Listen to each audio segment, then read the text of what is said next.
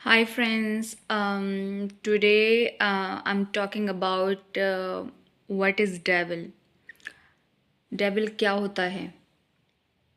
जैसे हम असुर बोलते हैं, प्योर हिंदी में असुर बोलते हैं। तो असुर कौन होते हैं?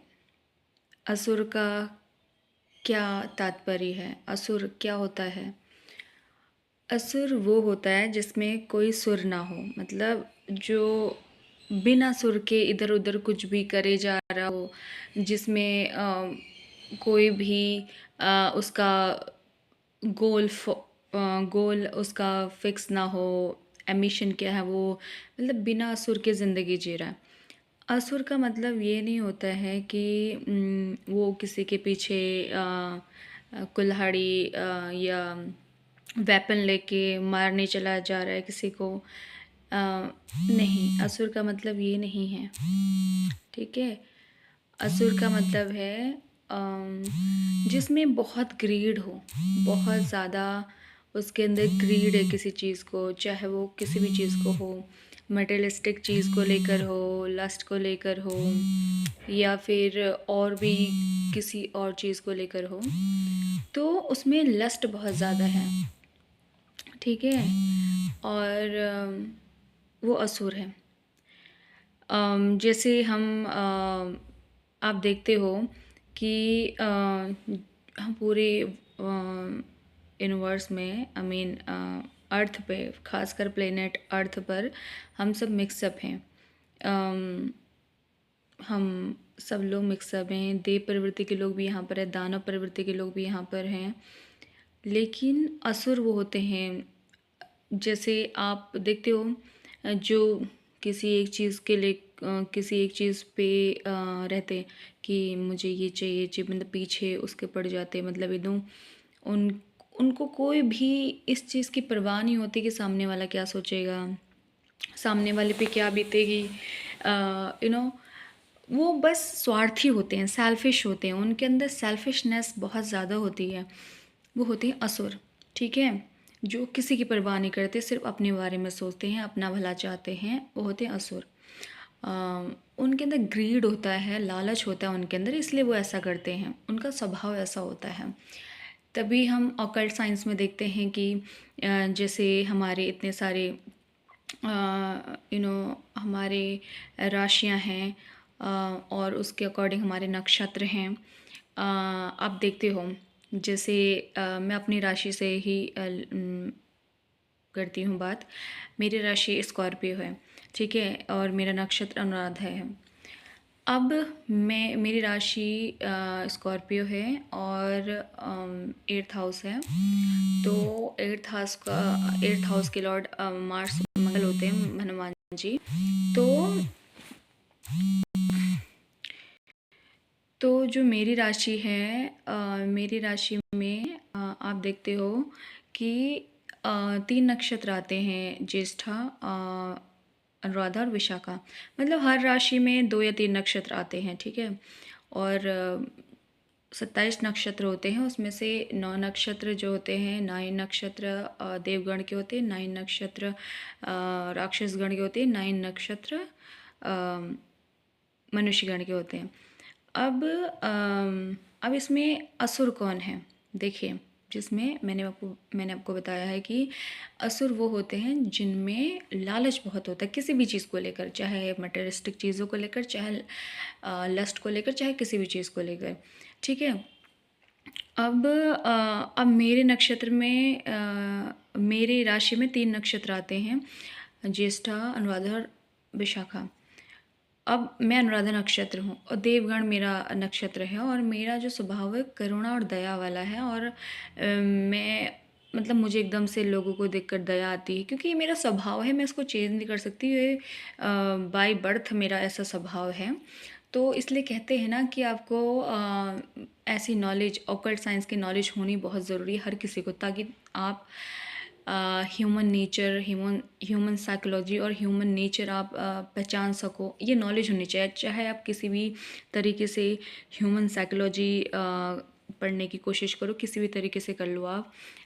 चाहे आप यू नो बुक्स की तरह कर लो, चाहे ऑकल्ट साइंस पे रिसर्च करके कर लो। मैंने तो बचपन से ऑब्ज़र्व किया है, एनालाइज़ किया है कि मुझे ऐसे फैक्ट देखने को मिले हैं काफ़ी, क्योंकि मैंने अपने ही राशि के और 2 नक्षत्रों से भी बात की। जैसे मैं अनुराधा नक्षत्र हूँ, तो विशाखा नक्षत्र वाले और ज्येष्ठा नक्षत्र वाले काफ़ी मटेरियलिस्टिक होते हैं और उनमें ग्रीड होता है, और उनमें मटेरियलिस्टिक चीज़ों को लेकर ग्रीड भी होता है, और बदला लेने की उनके अंदर एक रिवेंज फुल उनका नेचर होता है। जैसे अगर किसी ने कुछ कर दिया और फिर वो भी करेंगे।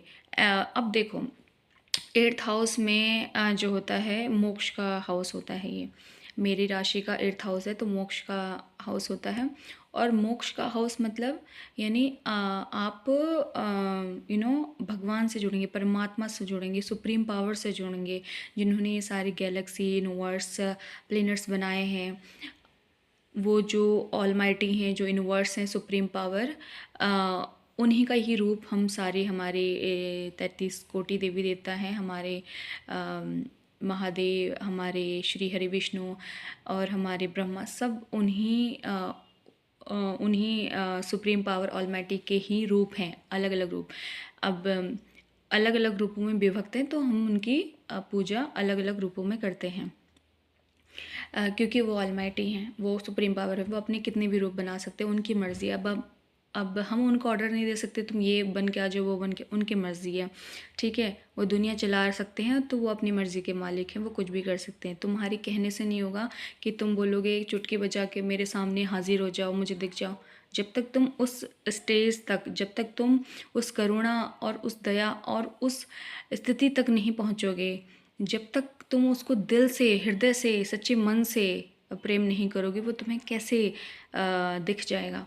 अब ऐसा तो है नहीं कि उसको बॉडी पहनने की ज़रूरत है। जो सुप्रीम पावर है, हमारे महादेव उनके रूप है, श्री हरि विष्णु उनके रूप हैं, उनको कोई बॉडी पहनने की ज़रूरत नहीं है। हमने कार्मिक अपने क्लियरेंस करने, अपने कार्मिक चीज़ें हमें पूरी करनी, तो हमें बॉडी पहनने की ज़रूरत है। हम बॉडी में आए हैं ताकि हम उस परम सत्य तक पहुंच सके, ताकि हम अपनी सोल की इम्प्रूवमेंट कर सकें, अपनी आत्मा की इम्प्रूवमेंट कर सकें। इसलिए हमने ये बॉडी पहनी है, ठीक है, और ये हमें पहनाई गई है, ठीक है। या ये साइकिल चल रहा है, इसमें हमें ये बॉडी पहननी ज़रूरी थी। अब हमें इस लूप से कैसे बाहर निकलना है, इस साइकिल से, इस लूप से बाहर कैसे निकलना है, वो हम अपनी सोल इम्प्रूवमेंट के थ्रू निकलेंगे। इस लूप से बाहर निकलेंगे, इस जो ये लूप है, साइकिल है, इससे बाहर निकलना है। तो सुप्रीम पावर, उनको, हमारे महादेव श्री हरि विष्णु को, उनको ज़रूरत नहीं है बॉडी पहन के तुम्हारे सामने आकर दिखाने की कि देखो मैं हूँ। नहीं ज़रूरत है। तुम उनकी पूजा करो ना करो, उनको कोई फ़र्क नहीं पड़ता। तुम्हारे लिए तुम्हें उनकी ज़रूरत है, उन्हें तुम्हारी कोई ज़रूरत नहीं है। वो तुम्हारे बिना भी भगवान हैं, वो तुम्हारे बिना भी सुप्रीम पावर हैं, ठीक है। तुम इस ईगो में मत रहना कि हमारे बिना वो नहीं है, तुम्हारे बिना भी वो सब कुछ हैं, ठीक है। और तो ग्रेट। अब देखो असुर कौन थे, जैसे बड़े बड़े असुर होते थे पहले टाइम में, मतलब असुर अभी भी हमारे बीच ही मौजूद है, मिक्सअप हैं, बस उनकी पहचान करनी ज़रूरी है, उनका नेचर, बिहेवियर जानकर। अब देखो, असुरों का एक टारगेट होता है। जैसे असुर होते हैं ना, उनका असुर क्या होते हैं, असुर होते हैं भोग विलास में लिप्त। भोग विलास में उनकी बहुत ही रुचि होती है। वो भोग विलास से ऊपर कुछ सोच नहीं सकते, मतलब भोग विलास में ही उनका इंटरेस्ट होता है। तो अब जो असुर होते थे पहले, जैसे महिषासुर, अभी भी होंगे किसी में, किसी भी ह्यूमन बीइंग में उनकी थ्रेड होगी, उनकी आत्मा का कोई ना अंश ज़रूर होगा, कोई तो कोई अंश किसी में उनकी आत्मा का होगा। तो वो जो हैं, इस प्रकार के लोग हैं, इस टाइप के जो ह्यूमन बीइंग्स हैं, उनमें एक ये होता है कि वो, उनकी जो सोच होती है ना, वो स्वर्ग तक ही होती है। मतलब स्वर्ग में क्या है, भोग विलास की वस्तुएं, मटेरियलिस्टिक चीज़ें, ये उनको भोग करना है, तो उनकी सोच यहीं तक ही होती है, वो ऊपर तक नहीं सोच पाते, बैकुंठ तक, जहाँ सात्विक जीवन है, जहाँ सात्विक लोग जाएंगे, जो परम आनंद है, परमचित आनंद, जो यहाँ से आनंद प्राप्त होगा। क्योंकि जो असुर होते हैं उनका जो आनंद का लेवल होता है, आनंद का जो उनका एक क्राइटेरिया होता है, वो होता है बॉडी लेवल तक, क्योंकि उनको बॉडी लेवल तक भोग विलास करना है। वही कि स्वर्ग में शराब की नदियाँ होंगी, अप्सराएं होंगी, और पता नहीं क्या हूरें होंगी, वहाँ तक ही वो भोग विलास, बॉडी के तल पर ही वो भोग विलास करना चाहते हैं। उनका ऊपर का कुछ नहीं होता है कि इससे भी ऊपर कुछ होता है, परम चित्त आनंद की अवस्था जो परमानेंट होती है, जो जिसका कोई लिमिटेशन नहीं है, जो अनलिमिटेड है। मतलब आप सदियों तक, जन्मों जन्मों तक, लाखों, मिलियन, बिलियन, ट्रिलियन ईयर्स तक, कई जन्मों तक आप परम चित्त आनंद की अवस्था में रह सकते हो, जो परमानेंट है। परमानेंट चीज़ के लिए वो नहीं सोचते, वो टेम्परेरी सोचते हैं। स्वर्ग में जाएंगे वो सब शराब की नदियाँ, भोग विलास की वस्तुएं और अप्सराएं मिलेंगी, शरीर के लेवल पर ही सोचते हैं। वो होते हैं असुर, जिनकी छोटी बुद्धि और जिनका लेवल छोटा, और मतलब उनको ये होता है कि बस हम ये चीज़ करेंगे, इतना तक ही उनका होता है। और अधिकतर इट्स ट्रुथ, अभी अधिकतर लोग दुनिया में ऐसे हैं जो कि असुर हैं। ज़्यादातर लोग असुर ही हैं, जो मटेरियलिस्टिक चीज़ों के पीछे भाग रहा है वो असुर है। देखो, एक लिमिट होती है, एक लिमिट तक आप करते हो तो सही है, लेकिन लिमिट क्रॉस जब आप करते हो कि नहीं मुझे चीज़ चाहिए, मुझे गाड़ी बंगला वो चाहिए, मुझे जब तक मैं इसमें नहीं घूमूंगा तब तक मेरा क्लास नहीं देखेगा, मेरा सबके ऊपर रौब नहीं देखेगा, ये वो, तो ये चीज़ के पीछे जो भागता है ना वो पक्का असुर है। क्योंकि अ, अब लिमिट में होता है तो ठीक है, उसका कोई वो नहीं। जैसे आप आपकी जो डेली नीड्स हैं, आपकी ज़रूरत की चीज़ें हैं, उनके लिए आप कर रहे हो तो नॉर्मल है, वो जीवन आपका चल रहा है, आप खुशी से, शांति से, आनंद से जीवन व्यतीत कर रहे हो, वो आप सबका भला कर रहे हो या सोच रहे हो, आपके मन में भी एक विचार, एक मिनट भी एक बुरा विचार नहीं आ रहा है, वो अच्छा है। क्योंकि यूनिवर्स, सुप्रीम पावर हमारे विचारों को एनालाइज करते हैं, हमारे विचारों को ऑब्जर्व करते हैं कि हमारे माइंड में क्या चल रहा है। हम किसी के लिए हमने एक मिनट भी बुरा नहीं सोचा हो, एक क्षण भी बुरा ना सोचा हो, वो हमारे विचारों को एनालाइज करते हैं। ऐसा नहीं एक्शन को, एक्शन तो बाद में होता, आपको मौका मिला होता, जिसने सोच लिया वो तो एक्शन भी कर देगा, है ना। आपको मौका नहीं मिला तो फिर आप बोलते हो कि हमने तो किसी का बुरा किया नहीं था और हमारे साथ बुरा हो गया, या फिर किसी जन्म में तो किया होगा ना, इस जन्म में नहीं कि आपको मेमोरी में नहीं, आपको याद है कभी तो किया होगा, तो इस वजह से तो ये है। और आप देखो ना, जैसे आप लोग कहते हैं ना कि पुराना जन्म कुछ नहीं होता, नया जन्म कुछ नहीं होता। आप ये देखो, जब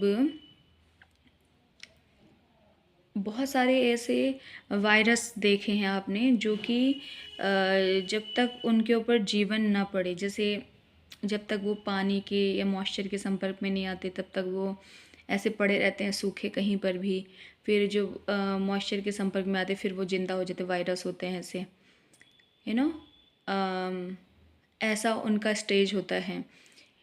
तो मैं ह्यूमन को वायरस नहीं बोल रही हूँ, बट एक होता है हमारी थ्रेड, कहीं तो कहीं मौजूद रहती है। क्योंकि ऐसा नहीं है कि हम ये जीवन में आए हैं और हमारा बिल्कुल एकदम ख़त्म, मर जाएंगे, बॉडी चली जाएगी तो ख़त्म। कहीं ना कहीं वो एक सोल की थ्रेड रहेगी, कहीं आपके कर्मों के हिसाब से डिसाइड होगा कि आप नेक्स्ट बर्थ कहाँ लेंगे और या नहीं लेंगे, आप बैकुंठ जाएंगे या आप धरती पर दोबारा आएंगे। कोई आपके पेंडिंग कर्मा हैं तो आप आएंगे, तो वो डिसाइड होगा, ठीक है।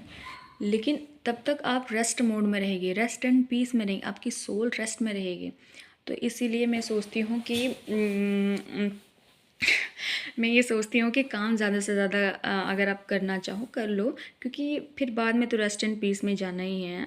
इसलिए जो भी काम है आप कर लो। मैं तो ये सोचती हूँ कि भाई कोई मेरे ऊपर ऐसा कुछ कर दे कि मैं बस काम करती रहूँ, सबका अपना ही। मुझे काम से कोई दिक्कत नहीं। मुझे मुझे एंटरटेन, पता है मायना मेरे लिए एंटरटेन का कुछ अलग है। मैं सोचती काम करूँ अपने धुन में, अपनी लय में, और परमात्मा के ध्यान में बस लगी रहूँ कहीं ना कहीं काम पे। मतलब मुझे खाली बैठ के ऐसे अच्छा नहीं लगता, यू नो। और परमात्मा का ध्यान तो हम काम करते हुए भी कर सकते हैं। और अगर मैं खाली बैठी हूँ, बाई चांस मेरे पास टाइम है और मैं खाली बैठी हूँ, तो मैं तब भी मैं परमात्मा का ध्यान करती हूँ। मैं ये सोचती हूँ कि परमात्मा ही मेरी फैमिली है, विष्णु ही मेरा परिवार है, मुझे वहाँ होना चाहिए, वो मेरा परिवार है, भोलेनाथ मेरा परिवार है। ये धरती पर मैं पता नहीं कैसे आ गई हूँ, किसने मुझे धरती पर ऐसे भेज दिया। क्योंकि यहाँ पर सब लोग, मैं देखती हूँ ना, सब लोग मटेरियलिस्टिक चीज़ों के पीछे भागते हैं, सब लोग स्वार्थ से भरे हैं, सब लोग चीज़ों के पीछे भाग रहे हैं, गाड़ी बंगला पैसा, इसके पीछे भाग रहे हैं सब लोग। किसी के दिल में रहम प्यार नहीं है। तो मैं सोचती हूँ ना कभी कभी कि मैं गलत गैलेक्सी पे आ गई हूँ। जैसे हम अभी मिल्की वे गैलेक्सी में हैं, हमारी पास वाली एंड्रोमेडा गैलेक्सी है, फिर उसकी पास वाली प्रॉक्सिमा सेंचुरी, हमारे ऐसे गैलेक्सीज़ हैं। तो मैं सोच रही हूँ या तो मैं दूसरी गैलेक्सी से हूँ, या फिर देखो, मैं गैलेक्सी से दूसरे से तो हो सकती हूँ और हो सकता है, लेकिन अभी मेरा परिवार तो विष्णु का है। तो विष्णु उस वाले गैलेक्सी में भी हो सकते हैं। तो मैं सोचती हूँ मैं धरती पर गलत गैलेक्सी में आ गई, क्योंकि यहाँ के लोग मेरे हिसाब से नहीं हैं। मतलब मेरे हिसाब से मतलब ये है कि जैसा मैं सोचती हूँ, अच्छा सोचती हूँ कि मैं चाहती हूँ सब लोग सुखी से रहें, सब लोगों का विकास हो, सब लोग अच्छे से हों। लेकिन यहाँ पर कोई ऐसा हो नहीं पाता, यहाँ पर ऐसा कोई रह नहीं पाता है, ठीक है। यहाँ पर ऐसा कोई हो नहीं पाता, सब लोग एक दूसरे से ईर्ष्या द्वेष करते हैं। और ये ईर्ष्या द्वेष जो कर रहे हैं ना लोग, इसका कारण ही यही कि असुर प्रवृत्ति के हैं। क्योंकि असुरों में ही ईर्ष्या द्वेष की भावना आती है। तो सब लोग धरती पर असुर ही हैं, इस गैलेक्सी पर, इस अर्थ प्लेनेट पे, इस धरती पर ही सब लोग असुर प्रवृत्ति के। क्योंकि जहाँ पर तुम्हारे मन में किसी के लिए ईर्ष्या द्वेष जलन आ गई हो, मटेरियलिस्टिक चीज़ों को पाने के पीछे एक होड़ आ गई कि उसने गाड़ी बंगला ले लिया, मैंने भी लेना, ऐसी अगर होड़ आ गई ना, तो आप असुरी प्रवृत्ति के हो गए। क्योंकि देवता ऐसी प्रवृत्ति के नहीं होते हैं, ठीक है। देवताओं में ऐसी प्रवृत्ति नहीं पाई जाती है। वो कभी भी मेटलिस्टिक चीज़ों के लिए नहीं भागते हैं। इसलिए तो सारे हमारे जो भगवान हैं वो देवी देवताओं का साथ देते हैं, कभी असुरों का साथ क्यों नहीं देते हैं? क्योंकि असुरों में चाहे मटेरियलिस्टिक लालच या किसी और चीज़ को, इंटीमेसी का लालच, चाहे थोड़ा हो या ज़्यादा हो, लालच तो लालच है, उनको उस चीज़ को प्रति लालच आ गया ना। तो अब थोड़ी कभी लालच है तो उस वही फिर आगे क्राइम में भी कन्वर्ट हो जाता है। अब थोड़ा लालच किसी को आया है तो फिर ज़्यादा लालच आ गया, फिर और ज़्यादा, फिर वो क्राइम हो जाता है। तो ये होता है, ठीक है। तो इसलिए आप इसको स्टॉप कर दीजिए, क्योंकि ये लालच ठीक नहीं है। क्योंकि जहाँ पर ज़ीरो लालच है वहाँ पर आगे बढ़ने की कभी भी कोई चांस नहीं है। लेकिन जहाँ पर थोड़ा है, 10% 20%, वो आगे बढ़ सकता है, लोगों को देखा देखी। तो आप ये मान लीजिए, आप समझ लीजिए कि धरती पर परमानेंट कोई नहीं रहेगा। 80-90 साल अप्रॉक्स लाइफ होती है, या फिर 70-80 साल अप्रॉक्सीमेटली धरती पर जीवन है, इतना तुम जियोगे। और कोई यहाँ पर परमानेंट अमर रहने वाला नहीं है। तो तुम सोचो, जब तुम धरती पर अमर रहने वाले नहीं हो, जब तुम्हारी लाइफ ही 70-80 साल है, परमानेंट नहीं है, तो तुम परमानेंट, तुम्हारी लाइफ नहीं, तो तुम यहाँ पर इस तरह से लालच करके क्या साबित करना चाह रहे हो? तुम कहाँ से तुम भगवान बन जाओगे, देवता बन जाओगे? कैसे बन जाओगे तुम देवता भगवान, जब तुम किसी का भला नहीं कर रहे हो? तुम्हें वो स्टेज, रेस्ट इन पीस की स्टेज तुम्हारे शरीर छोड़ने के बाद आएगी, कहीं भी तुम रहोगे तो आएगी। लेकिन तुम जाओगे कहाँ? देवता तुम्हें अपने गढ़ों में कैसे शामिल करेंगे जब तुमने धरती पर उनकी स्तुति नहीं की, भक्ति नहीं की? भगवान तुम्हें अपने गढ़ में, भगवान तुम्हें अपने ग्रुप में, या देवता तुम्हें अपने गढ़ों में तभी लेंगे ना जब धरती पर तुमने उनकी स्तुति की हो। धरती पर तो तुमने राक्षसों जैसे व्यवहार किया, और राक्षसों की तुमने पूजा करी है, भूत प्रेतों की पूजा करी धरती पर, तो इन्हीं के गणों में जाओगे ना तुम। तो इसीलिए तो अ, कुछ इस स्वभाव को, इस व्यवहार को भी बदला जा सकता है, स्वभाव को भी सही किया जा सकता है अगर माहौल पारिवारिक ऐसा दे। बचपन से जब बच्चे का ब्रेन कहते हैं ना कच्चा घड़ा बचपन में जब होता है, तब बच्चे को अगर ऐसे उसको वो दिया जाता है, अपब्रिंगिंग दी जाती है बचपन में, तो वो सही होने के चांसेस उसके हैं उस टाइम पे। ठीक है, उस टाइम पे हैं उसके सही होने के चांसेस, अगर वो किसी भी नक्षत्र या किसी भी राशि में है तो है, चांसेस हैं उसके। लेकिन जब उसको माहौल अच्छा ऐसा नहीं मिला, तो फिर वो अपनी राशि और नक्षत्र के हिसाब से स्वभाव करेगा, उसका व्यवहार ऐसे ही रहेगा। वो 100% ट्रूथ है, आप ऑब्जर्व कर लीजिए, एनालाइज कर लीजिए, आपको 100% यही देखने को मिलेगा, देख लेना आप। क्योंकि वो अपने नक्षत्र अपनी राशि से अपोजिट नहीं जाएगा जब तक। अगर 100 में से 2-4 केस ऐसे हो जाते हैं कि जिनको बचपन में अपब्रिंगिंग अच्छी मिली हो, तो वो थोड़ा ठीक हो जाते हैं। ठीक है, वरना नहीं हो सकते हैं वो कभी ठीक। क्योंकि अब देखो, मैंने बात की थी ना, विशाखा और ज्येष्ठा नक्षत्र में लालच होता है, वृश्चिक राशि में भी, और बदला लेने की बहुत ज़्यादा टेंडेंसी होती है।